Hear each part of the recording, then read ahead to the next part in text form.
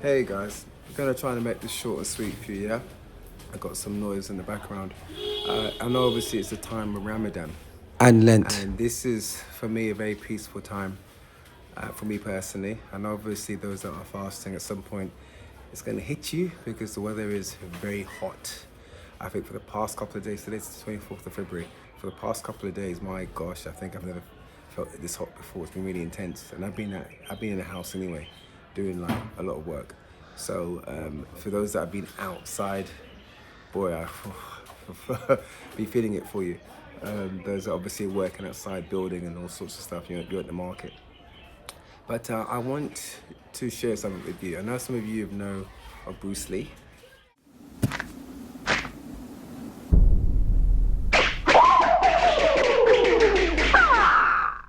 He said something that I thought he said actually, but then I heard that he didn't actually say this. Actually, he did say, unless there is some serious AI going on here. Don't speak negatively about yourself, even as a joke. Your body doesn't know the difference. Words are energy and they cast spells. That's why it's called spelling. Change the way you speak about yourself and you can change your life. Maybe we should make sure, perhaps. Don't speak negatively about yourself, even as a joke. Your words are energy and they cast spells. That's why it's called spelling. Change the way you speak about yourself and you can change your life. I beg, somebody please confirm that he did say this. But what he said was this, is that do not say anything negative about yourself, even if it's a joke. Sorry about the Even volume. if it's a joke, do not say a negative word about yourself. I'll be purchasing a mic. So Bruce Lee, if you did say that, it sounds like something that you would say anyway. If not, it's fine. Because whoever came up with that was spot on.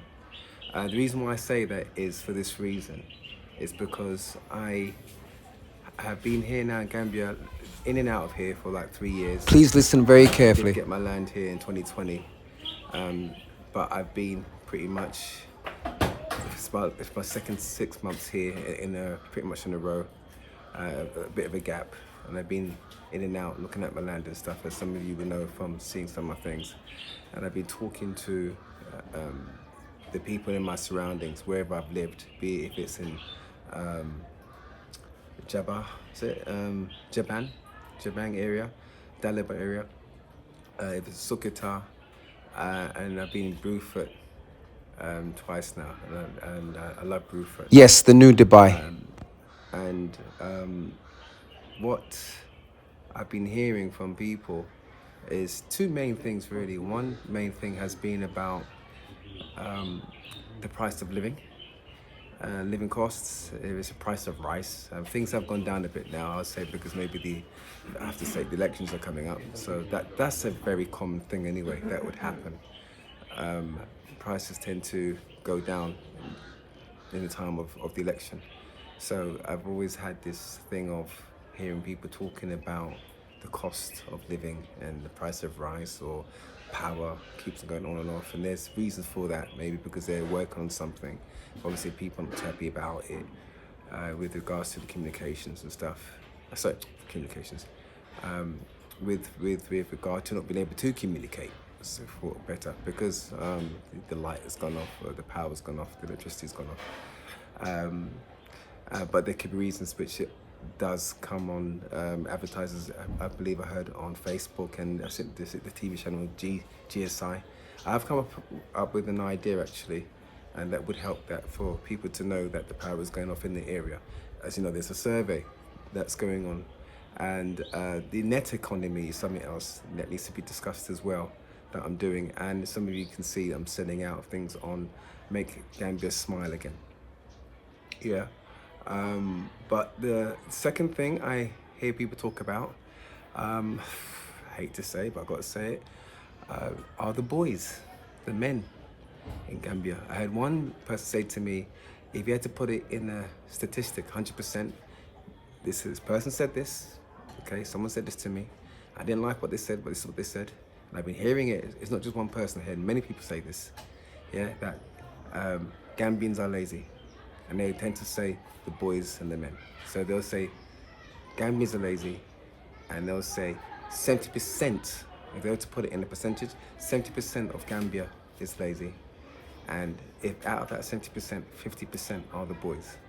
Now, this is what I want to talk to you guys about, okay? As I said earlier, do not say anything negative about yourself, even if it's a joke. It's the time of Ramadan. I'd love for you to share this around. Please share it around to everyone. Please, from here on, let's change our language. Let's change how we talk. Very important, yeah? We shouldn't be saying to our boys that they're lazy, okay? Because what's gonna happen is, and the person also said, in 2-3 years' time, it might be different Gambia. I tell you what, if we keep on saying that our boys are lazy, it will be different Gambia. I want you to take time out right now and just look around you. Okay, if I look around me, might like look around myself right now. You can see the wall, yeah? Who built this wall? Who built this table? This is an umbrella here. Yeah, you might have seen it before when I've been filming. Yeah, big one here. Who built the umbrella? You can see my motorcycle at the back. Who built the motorcycle? Further back here, you can see my car. Who built that car? Men. What we need to do, not just change our language, yeah, because education, as the West has it, starts in the classroom. Okay, girls might feel comfortable in that because they're more settled than boys. Boys are not really, we're not settled creatures. We are very much just energetic type character. And we've always had to be that way because we're men, we've got that testosterone. And that testosterone is ready to protect, to provide, yeah, to lead. That's why we have that nature. And that nature shouldn't be stuck in a classroom. Girls might be okay in a classroom because they're more calm and they're more settled creatures. We're not. Okay, so maybe we're not made for the classroom. Have we actually considered that? To then say that boys are lazy. What would be worse is when they would call out autism or ADHD. Now that's when it's an agenda on the black boy, and I have also experienced that firsthand, as a Caribbean as well. But they don't say it in so many words. Some of you know what I'm talking about.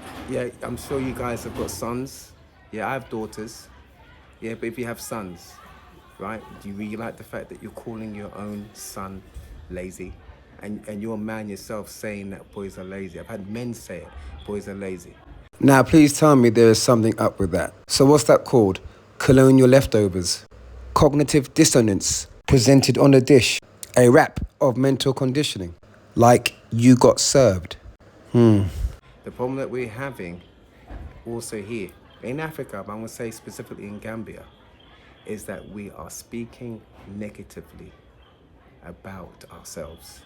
And if you know about the psychology, the psyche, the gut, the immune system, yeah, you keep on talking this way, a bit like eating sugar and white flour and white bread, you're killing yourself. You're killing yourself with what you eat, you're killing yourself with what you're saying. You need to stop speaking negatively about our boys. Okay? Please share this around. Those that are doing Ramadan, those that are doing Lent, yeah, those that aren't even fasting for whatever reason. But we know that this is a peaceful time. I beg you, please, share this around. Stop saying that the boys are lazy. That's not true. Then it's not that they're lazy. It's just that you're not seeing what they're good at. You're not looking at or interested in their own interest, their own passion, in what they gravitate towards. Some boys gravitate towards building, creating bikes or cars or fixing them. Yeah, tiling. Yeah, some may want to, like me, may want to go into art and do poetry and sing because they're artists. Yeah, you got to find out where their strengths are. Okay, and not everyone is for a classroom, by the way. That is a Western ideology. That's also a colonial one. That doesn't belong to us. Yeah, we were never just stuck in a classroom. We had our own way of learning. And sometimes it was, my dad's a fisherman, so I'm a fisherman. But I also might have other talents and gifts as well. But because my dad mastered fishing, I'll also master fishing. And if I'm made up to be a lawyer, because I gravitate towards that, then I will become a lawyer or become a doctor. I have 2 daughters. I've never pushed them into anywhere where I didn't think that they should be pushed. You know, it should make us wonder why it's come to this, that we expect so much from our children, even for more than ourselves. If in their heart they wanted to be a hairdresser or a plumber or a carpenter, why would you frown upon that? I'm going to come back to this. That is definitely something to explore. I've seen their talents, I've seen their interests, I've seen their passions, I've seen where the energies are, and then I will strengthen that. I've never forced them to do anything. Yeah, I would encourage them to do things, maybe things that they didn't really want to do, but that's just so that they can learn those skills. But whatever they were good at, that's where I targeted. And my daughters are great, they're fantastic. They're beautiful, beautiful young ladies, and they are doing great in what they do because I help to push them in the things that they love to do. Yeah, and they're multi-talented. Literally, my daughters are just like, wow. You know, I'm proud. In actual fact, if I wasn't doing what I was doing in terms of things that I've been doing it in my life, then I'd feel like, boy, what am I doing myself? But I think because of what I've been doing, it's pushed them also. And their mum's great as well. She does an awesome, a lot of stuff. She's also multi-talented as well. Okay, so, you know, we're not with each other, but that's fine. What's the most important thing is that we need to be careful on what we're saying, what's coming out of our mouth. And I'd say this about children as well. Please, I beg you, okay, be very careful what you're saying around your children. Even if you are not in a relationship anymore, don't make out as though there is a problem between you and your partner, because the children will see it and they'll blame themselves. And once it goes inside the system, their gut, their heart, their mind, their psyche, you will just destroy them. Now let's have a little pause. I'd like you to take a look at this. And I'm going to allow this to speak for itself. Can you imagine discovering that the man with the perfect marriage on soul food was seconds away from losing it all? Not because of another woman, but because of a lie he told himself at 6 years old? Take care of your mother and your brother. And I took that to heart. And for 30 years, because I thought if I do a good job, he'd come back. Boris Kodjoe seemed untouchable, but right now, something else is happening that nobody sees coming. Boris's father, Eric, is gone from their home completely. And 6-year-old Boris makes a decision that will haunt him for 40 years.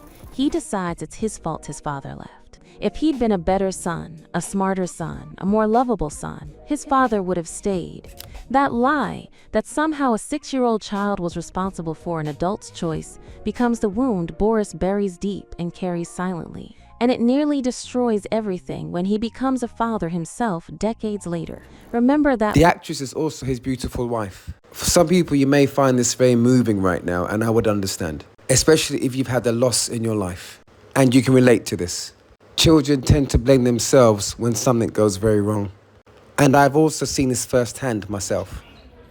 Yeah, so please, I beg you, let's change the way how we speak. In the time of Ramadan and Lent, right? Use this time to think about what is the best way of us living together as a people. Okay? Right? If we can do that, we're halfway there, yeah? All right. That's me for now. Okay, I'm sure I mentioned everything. As I said to you, survey, please do it if you haven't. I'm doing a net economy course. You can register for that once it's available. And Make Gambia Smile Again, please do purchase. But even better, know about the campaign and why I'm doing it. Okay, let's wear it with pride, yeah? All right, take care for now. Yeah, thank you for listening. Bye-bye. Hey, don't go yet. Let's discover one of my childhood heroes, who I emulated and maybe got my attitude from, amongst other celebrities that I might reveal to you someday. Kick me.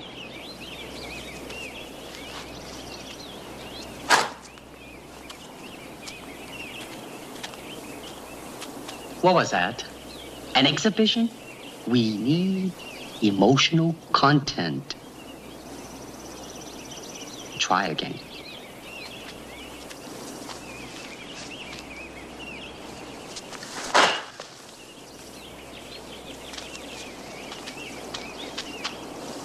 I said emotional content, not anger. Now try again. With me.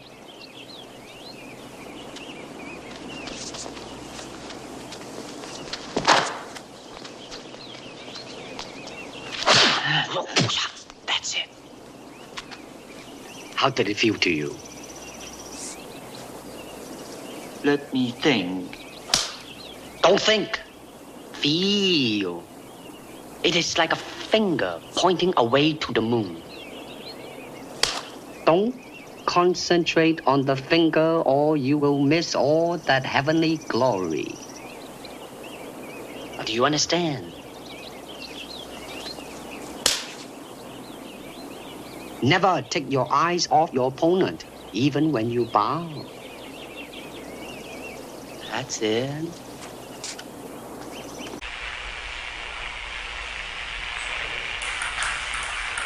Now, this is just ridiculous. I cannot believe that this man has not been given so much credit for this display of excellence.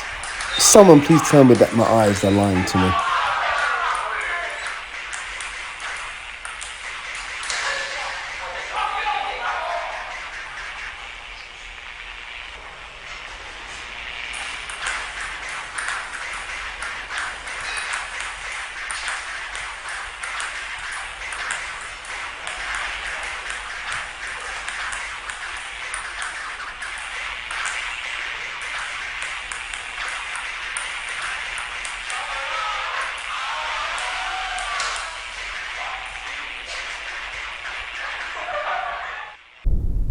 Surprised? Yeah, very. Now, would you believe that we are his ancestors? Never speak negative about yourself, not even as a joke. Words have power. So from here on, speak well of our Gambian boys as well as each other. Love.